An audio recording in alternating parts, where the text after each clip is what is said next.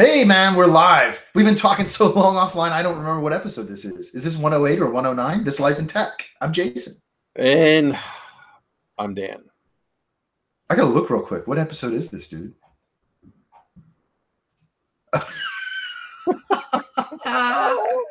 This is 108. 108?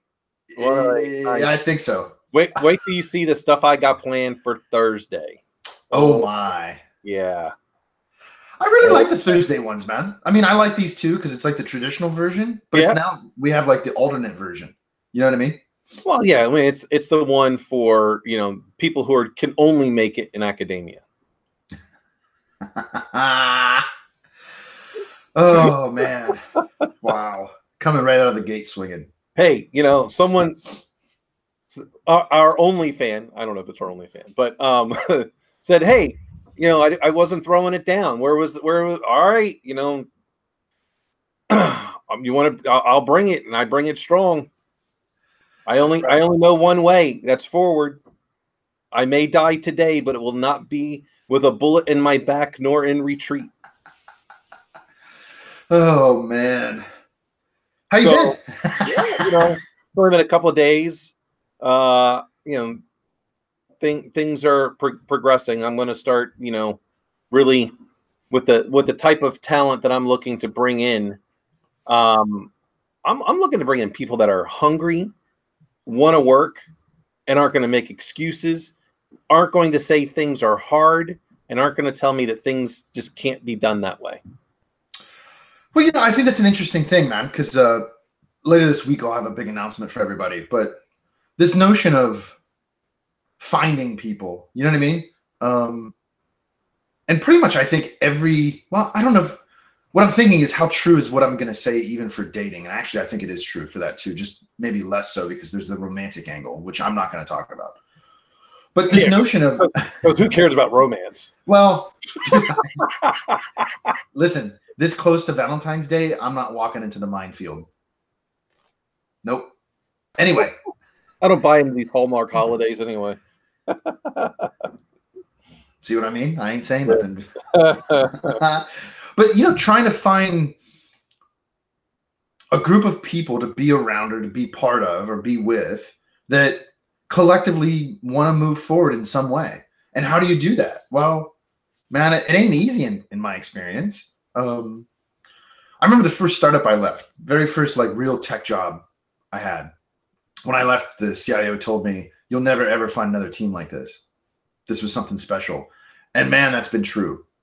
You find little pieces. Like, I think our group at Silent Circle was pretty high end. That was my opinion. Right. For the most part, except for maybe one or two people. But, there was a vision. Everybody was on board with it. We all knew our parts, and we did our parts as best as we could. And it functioned. I don't know, man. So, over the years, I've been trying to figure out, let's say during an interview, for example, what questions to ask the people that are interviewing you so that you can kind of figure out what type of people they are. Well, one of my favorite questions to ask is, are you living for your resume or your obituary? Yeah. And then what would be on your obituary? What is you want it to say? A lot of people, they don't want to think about that, but I don't care about my resume. That's stuff I've already done. When you have to think about your obituary, you're having to think about what you're going to do next. Are you going to live on what you've already done, or you wanted to say something else? That's how I think. I think it's a really poignant point. I'll give you a real life example. Several years ago, a friend of mine passed away, a really good friend from high school. I hadn't seen this dude in 10, 15 years. And my parents clipped his obituary out of the paper and mailed it to me, which is its own morbid conversation, right? And I read it, and, I'm not going to piss on the guy's memory. It's just an example of what you're saying is, and I see this all the time, because now you and I are getting old enough that some of our friends are passing away here and there, right? Or at least people we know. Yourself, dude. I'm fucking young. And the highlight of the accomplishments were in the past, from high school. And so I read that, man, that's what made me sad. I mean, of course, knowing that I'm never going to see this guy again. And there's things we did that now nobody on this world knows about except for me, because it was only the 2 or 3 of us. But yeah, man, your obituary. You got rid of the other person too? That dude died in a tractor accident. Yeah. Accident. I didn't know about that one, man. Anyway. I mean, it's always best to have when you hire it out anyway. So Dude, you get plausible deniability. I don't know nothing. Yeah, right. I mean, the idea of your obituary itself being fixed in the past relative to that event. I don't know, man. I don't want to go out that way. Right. Well, that's why I think about what would my obituary say. Now, if I'm thinking about it, what's it going to say? I don't care about my resume, because I know I'm going to die sometime in the future. So it's the things that I wanted to say I have not yet accomplished. Right. And that's how I look at when I think about what do I want. Do you live for your resume or the obituary? The resume is absolutely something that is in the past. You've already done this. You're trying to get a job. My obituary is future, very long future, maybe 100 years from now. Right. Well, I also think it's a mistake in the hiring paradigm. Hiring for what's on a resume, insofar as I'm going to hire you based on what you've done, instead of looking at where this person is headed, and is where they're headed where we're all going. Yeah, that's a good point. When you hire someone, do you want them to meet what percent level do you want them to meet of the job description that you've put out there? Are you asking me personally? Yeah. I don't know, man. I don't care that it's 100%. I can tell you that. I want them to no more meet 70%, but I'm actually only ideally looking for a 50% match. Yeah, sure. I want them to be hungry and grow into that job. If you buy someone if you hire someone that's at 100% match, they're going to be bored and they're going to be gone in a year or two, because they can already do it. Well, right? Yeah, and it's the embodiment of the Peter principle. They're already getting promoted to the level of their incompetence. Right. So they're capped. They're soft ceilinged. Yep. I want people that are somewhere between 50 and 70% match, not 100. I want people that are hungry, that are motivated, that this is their passion. This is what they want. They can feel it in every part of them. Not those that, yeah, I got this. I want them to have the attitude that they've got it, but not that they actually have already done all those things, because then what are they going to do? I mean, they're not going to think of things differently. They're just going to keep doing what they were doing. I don't want that. Yeah, I agree, man. Right. They're not going to seek out new challenges because, well, there's an idea of complacency there. Yeah. And, you or anybody else could criticize a lot of things. I don't think complacent is something that people would label either of us as. No. Nope. I'm never good with the status quo.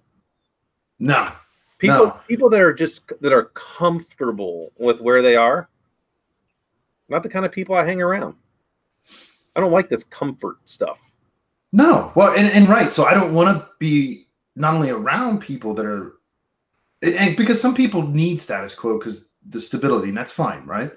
I don't want to be at places that culturally are, a type 1 or type 2 culture like that. I'd much rather be around a dynamic culture.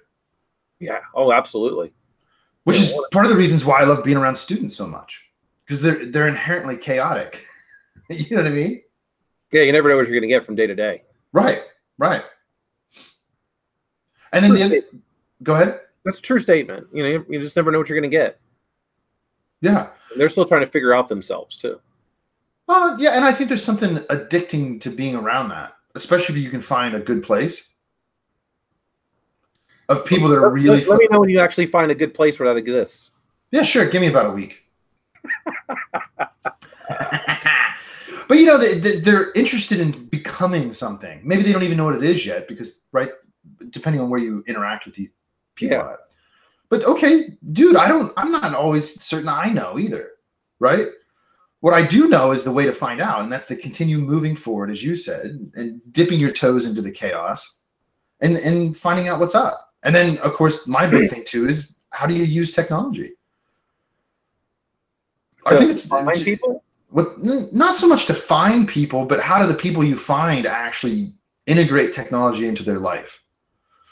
Because for me, it's important. I don't want to be around a bunch of Luddites that fear technology or don't know how to use it, because I just don't think you're as embedded into the world as you could be. And I want to be around people that are embedded into the world in the way that it is and the way that it's going to be. True. It is extremely interesting to me, the amount of people that say they're technologists, and yet they'll fear something like Alexa or Google Home, and they think that their iPhone's not doing the exact same thing. Yeah, right. They think that Apple's got their best interests at heart, because Apple is like, hey, we're not gonna give up your encryption, or see, now we're taking a stand on Facebook. What were you all doing from 2012 to 2019? Oh, those 7 years it was okay? Yeah. I got it. Now that you're in the cookie jar, you're like, oh, hey, now it's not acceptable. Well, and I said it a couple weeks ago. I just really think it's simply about not being able to afford the loss and competitive advantage anymore by sharing that platform. Yeah, I think that's more true. Because they ain't selling any more phones. They've already hit the wall on that, clearly. So, I mean, what else do you got if you want to be profitable? Well, they just keep selling the same amount. Yeah. Well, right. I mean, their only hope is that a parent is going to buy their child their first phone. It's going to be an iPhone. Not me. Android all the way. And our birth rate's slowing. So yeah, your pipeline of customers is just naturally shrinking. And all they do is they just keep making different form factors of the iPhone. iPad Pro, iPad Mini. Yeah, all the same thing. Yeah, it's just an iPhone.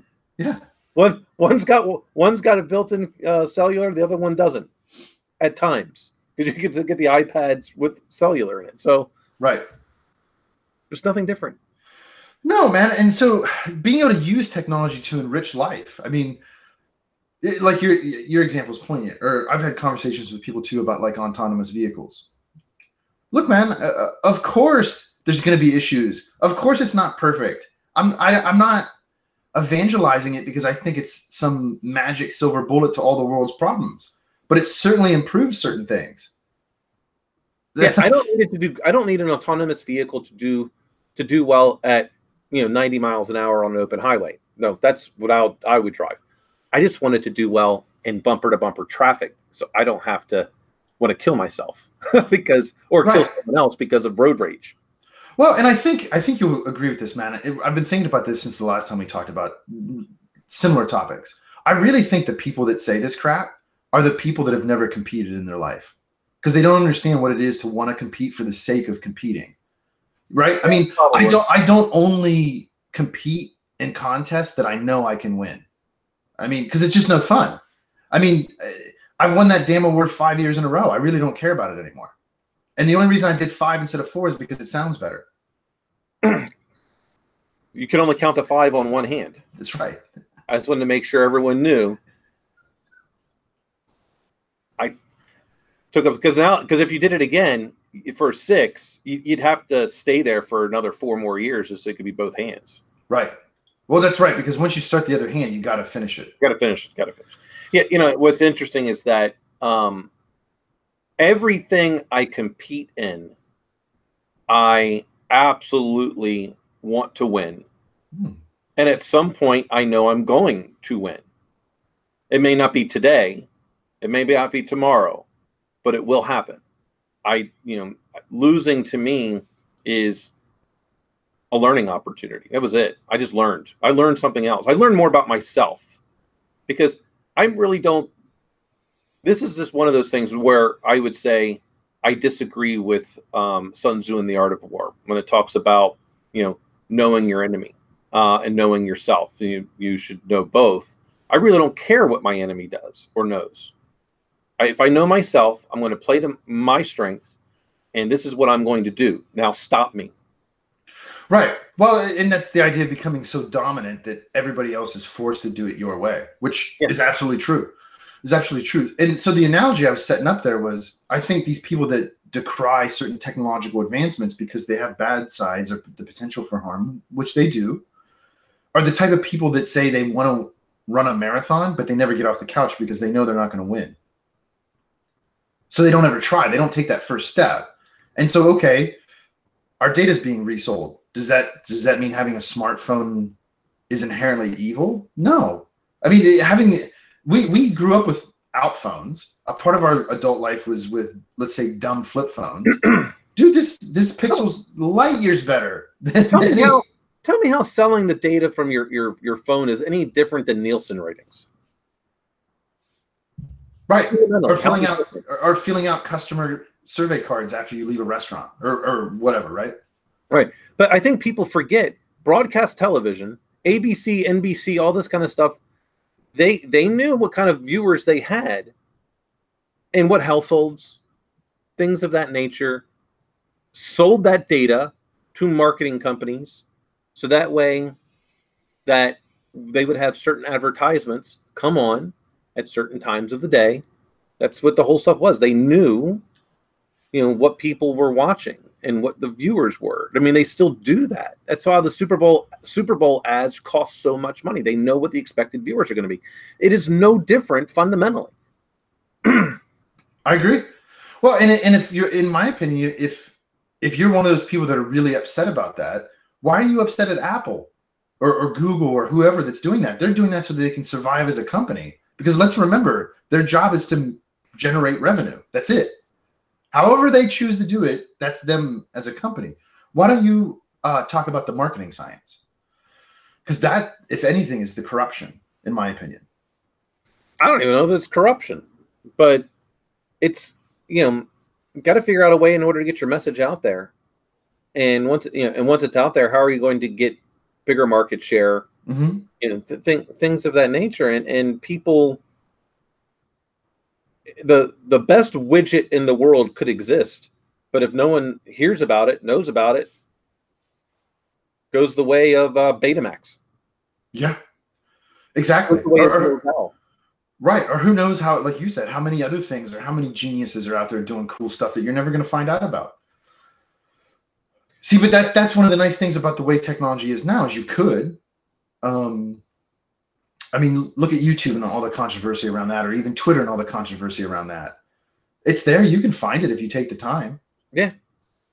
It's just a little bit of time. Right. And that's what I'm interested in, is being around people that want to take the time to figure out what the next technological evolution needs to be. What's that next step so that we can actually learn how to run a marathon? Well, I'm not running any marathon unless a bear is chasing me. I hate running at this point.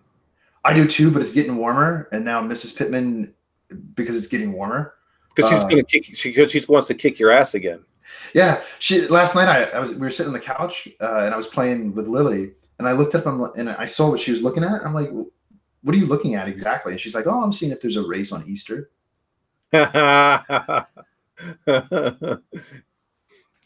Hey man, you got me the first time. That ain't gonna happen the second time. Yeah. Dude, I'll go out and train at night when she's sleeping. It ain't happened a second time. That was embarrassing. She put it in another gear. She's like, "Yeah, oh, you okay? I don't know. I'm struggling. All of a sudden, the last mile, boom, looked like the Roadrunner. You were done." Dude, it must have been for 10 weeks she was sandbagging me. For like 10 weeks. Can you imagine the dedication? To know that, yeah, I could be running faster, but I'm going to sandbag this fool. Because she knew what I was doing. I was only running as fast as her. Crafty, man. She's clever. It had to be. So you want to talk about UFC a little bit? Speaking of clever? Talk about the what? Yeah. There was a UFC last night. I saw. I only watched a couple of clips of the Anderson Silva fight. That was about it. Mm-hmm.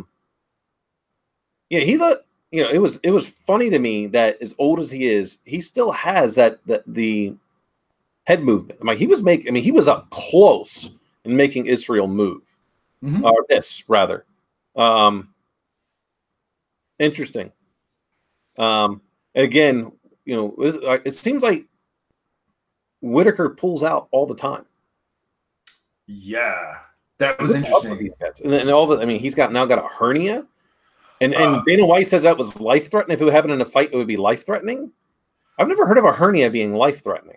Well, so I didn't go a lot into it. From what I read, there was two things going on. Somehow his bowel got twisted, and he got a hernia. And I'm assuming the hernia was associated with that, given that it's the intestine coming through the abdominal wall. So I don't know if it's necessarily the hernia that's the issue. It's the twisted bowel that's the big issue. Yeah. How does that happen? I mean, that's a freak occurrence, man. But it's always something with these cats, man. Always something. I just take it back to where I really think in a lot of ways it's the weight cut that these cats are doing. It is. It's directly related to it. It's the weight cut plus the anti-doping. And the what? Anti-doping. Oh. Well, because you guys cut weight before, but they were also juiced a little bit. You know what I mean? Yeah, yeah. And so not only did the juicing in certain ways help cut weight, because there's certain substances you can take to help that, but they also recovered better because they were juiced up. And so now you see that, right? The injuries accumulate. They're not juicing, so they're not recovering as well or as fast, but they're still trying to train as hard because they still got to fight and they still got to cut all this weight. Dude, I would much rather see as a sport MMA ban weight cutting and allow juicing. Way better. Well, how do you think that? How can they ban weight cutting? Well, the first thing you got to do is make more weight classes. Well, yes. I mean, that's why boxing is able to do what they're able to do. I mean, you know, what is it? What's the difference between in the UFC? In a lot of cases, it's 10 pounds, but in other cases, it's a much larger gap. Yeah. Well, and depending on where you're at in that range, 10 pounds is giant. That's an enormous amount of weight. The other way you do it then is you restructure the way you weigh in. So like other sports, they weigh in right before they compete. Yeah. Well, ain't nobody going to drain themselves on a 2-week weight cut and show up and fight a minute later. Nobody's going to do that. No. That would make you have to be closer to the real weight. Because, that's right. Because the other thing is you're not going to go and basically, as a lot of them do, go and eat a bunch of food to get banged back their strength overnight. That's right. That's right. So like in high school folk wrestling in the U.S., that's how we did it. You weighed in before you wrestled. The only exception to that was tournaments, and that's just because they were like multi-days, but then you weighed in multiple times. Like the first day you would weigh in before your first match, like, you know, let's say an hour before. So you could go drink and eat something quick, but you ain't gaining 20 pounds in an hour. You know what I mean? No. And then the next day, particularly because the tournaments were always around like Thanksgiving and Christmas, the next day or the next weekend, if it was a split week tournament, you weighed in again, but they gave you like an extra pound. So you could be a little heavy. Interesting. So I cut weight, but you couldn't cut weight in the same way, and it's drastic. And dudes that did got really sick and didn't last very long. No, you're zapped. You can't get back all the electrolytes that are out of your body that fast. No. I did a severe weight cut one time, and I never did it again. I never had to cut that much weight in anything with competing in martial arts and things. I just didn't have to. I didn't want to. Well, the only reason I did it that time, man, is there was a dude in like our rival school that had gone down a couple weight classes, and I didn't care for the guy, and I wanted to wrestle him. Those things happen. Hey, man, sometimes you got to do what you got to do. You know what I mean?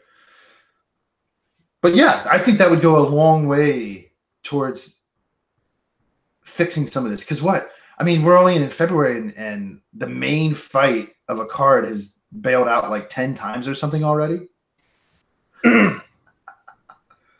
Yeah, I mean, so it'll be. There's just really not a whole lot of people in the UFC I even want to that I'm willing to go pay fight. No, pay to watch fight. Yeah, well, because for me, the only thing interesting that came out of that card last night was at the end when Anderson Silva said he wants to fight Nick Diaz in Brazil. Sometime in the near future.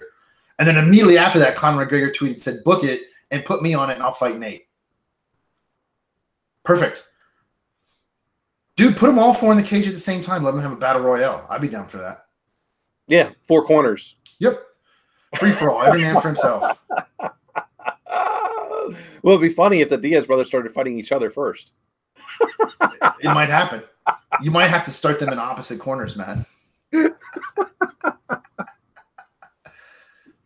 Oh man, this was a pay-per-view event, I think, right? Mm-hmm. That the main fight drops at the last minute. Almost literally the last minute, yeah. Well, and here's the crazy thing too is the UFC didn't close the DirecTV deal last week. And so they had to scramble and hurry up and make a 1-fight deal. And then the main card falls apart. So who knows how many pay-per-views, so to speak, they lost because of that. And then they had just made this one-off deal, which I'm sure they had to take it over a barrel for. Because the UFC's powerful, but they ain't DirecTV powerful. That's AT&T you're dealing with now. You know what I mean? Yeah, and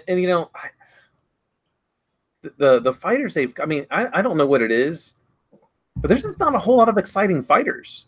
I don't necessarily care so much about the trash talk piece, but I just don't see exciting fighters.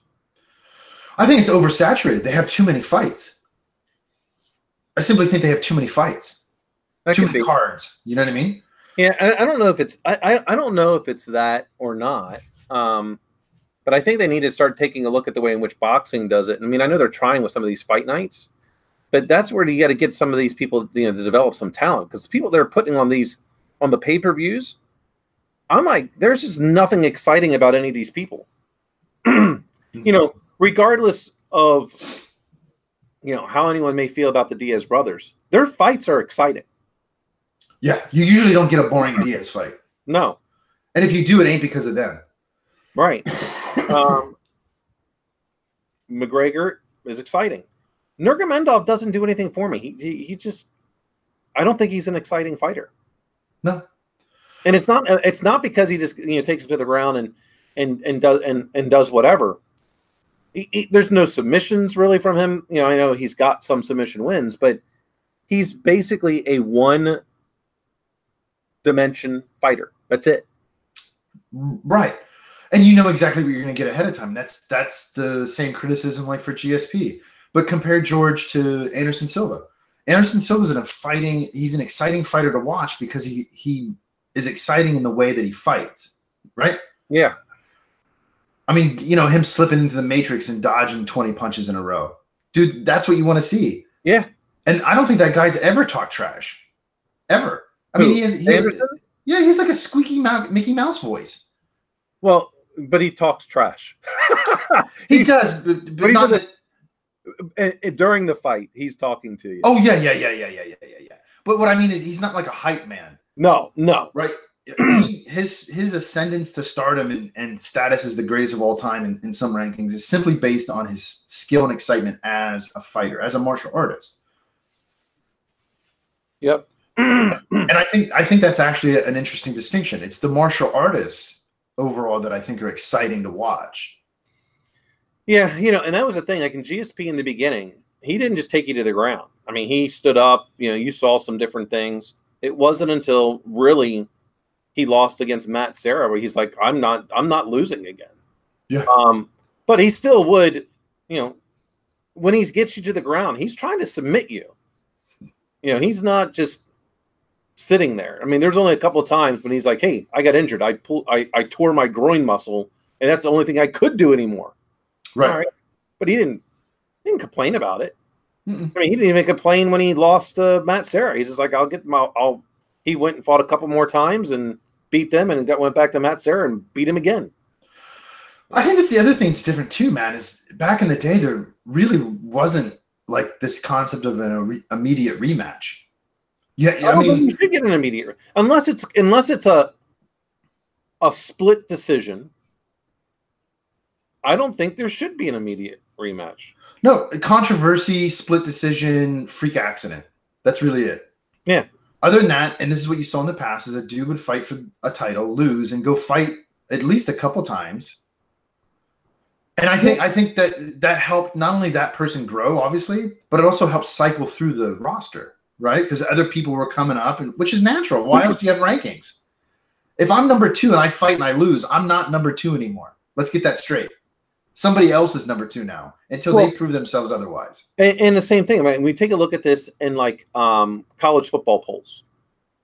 If number 1 loses to number 2, guess what? They're not ranked number 2 anymore. At best, they're 3rd. Right. But most of the time when I've seen the number 1 lose, they're down to like 5.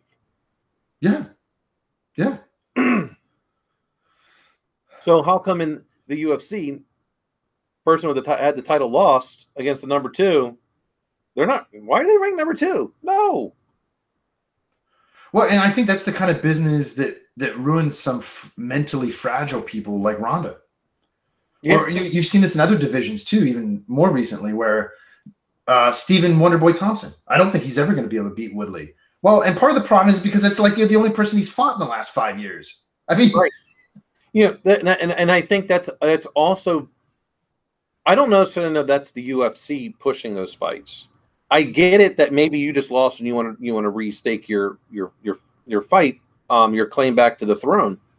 But their management team should be going, look, you lost because of this reason. We need to now rebuild this up. You'll get there. Let's go work on some fights that are going to help you to focus on this in order to win. Because that person was better in this part, and you weren't able to stop it. And I think maybe this is like my final point for this. I also think this is why the UFC doesn't have more stars.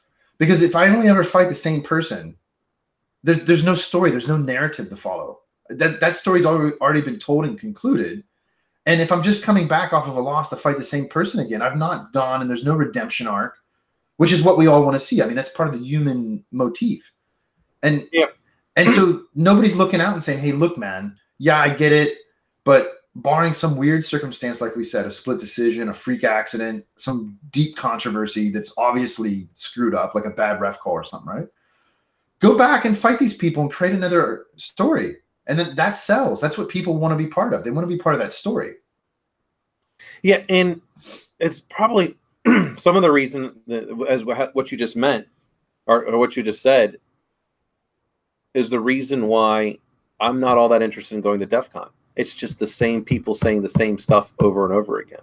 Yeah, I totally agree with you, man. I would go with Ken. I would go with you if you were going to go. 2020. Yeah. My last time ever going. But I will be there for 2020. Yeah. But you're absolutely right, man. Especially, you and I were talking about that a lot the last few times we went. It's like, well, I mean, what am I doing? Yeah, I get to see some people that I don't see otherwise. But dude, if it was really that important, I could Skype them or Zoom them or whatever. You know what I mean? Go and see them. Yeah, right. All right. But the funny thing is that there was one speaker. I'm like, this stuff sounds awfully familiar. It was the exact same presentation she gave like 7 years ago at a different conference. That's right. I'm like, what? It was identical slides. I remember looking it up and we talked about it. Right. I'm going, I've seen this before. Yeah. And I sit there and think to myself, I mean, when I go to a conference and I see someone speak, why is it not original? Mm-hmm. Now, I could give maybe a little bit if this was your North America debut. Here's your Europe. Here's Asia. Here's Australia, South America. Okay, fine. Because you're going on your tour, presenting your research.